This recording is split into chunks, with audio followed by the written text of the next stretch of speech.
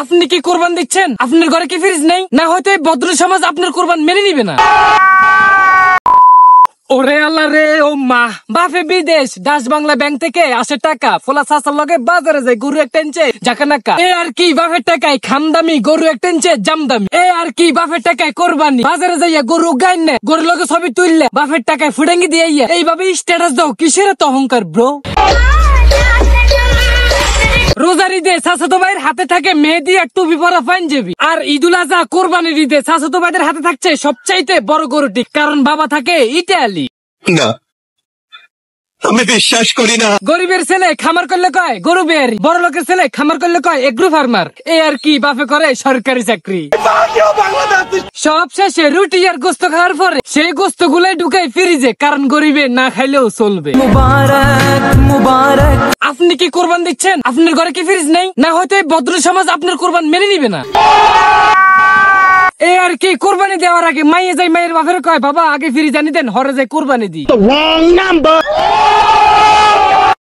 চারিদিকে গরু কুটার হাহাকার শুরু, ওইদিকে চাচাতো ভাই কষাইয়ের একদিনের কষ্ট, আর ওইদিকে চাচাতো বোন রুটি বেলতে বেলতে জীবনটাই করে দিছে ধ্বংস।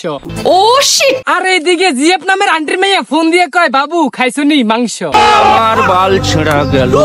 বুকে যদি ফাটা থাকে তাহলে আবার ওভেন চ্যালেঞ্জ রইলো, তাহলে তোমার যে আত্মীয় স্বজন বন্ধু বান্ধব আছে তাদের বাড়িতে গোস্তের প্যাকেট দাও ফাটাইয়া।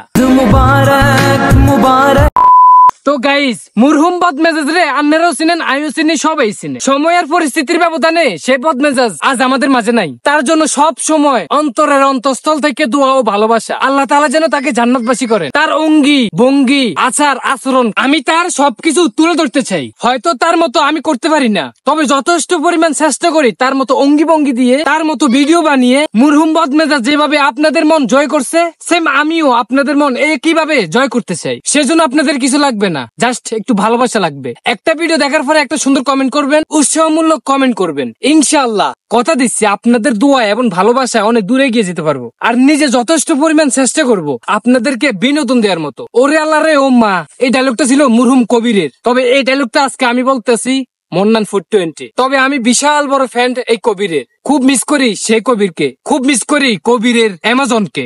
সময়ের পরিস্থিতি মিলে আলহামদুলিল্লাহ আসি বালাই। তো যাই হোক, কবিরকে যেভাবে ভালোবাসা দিচ্ছেন সেম একইভাবে আমারও ভালোবাসা দেন। ইনশাআল্লাহ চেষ্টা করব কবিরের থেকে ভালো কিছু দেওয়ার জন্য। তো সবাই ভালো থাকবেন, সুস্থ থাকবেন, আমার জন্য দোয়া করবেন যাতে করে আপনাদের জন্য আরো সুন্দর সুন্দর ভিডিও তুলে ধরতে পারি। তো আজকের গেন্টের গল্প বাদ দিয়ে ভিডিওটা এই পর্যন্ত রাখতেছি। আল্লাহ হাফেজ, দেখা হচ্ছে নেক্সট একটা ভিডিওতে। আল্লাহ হাফেজ।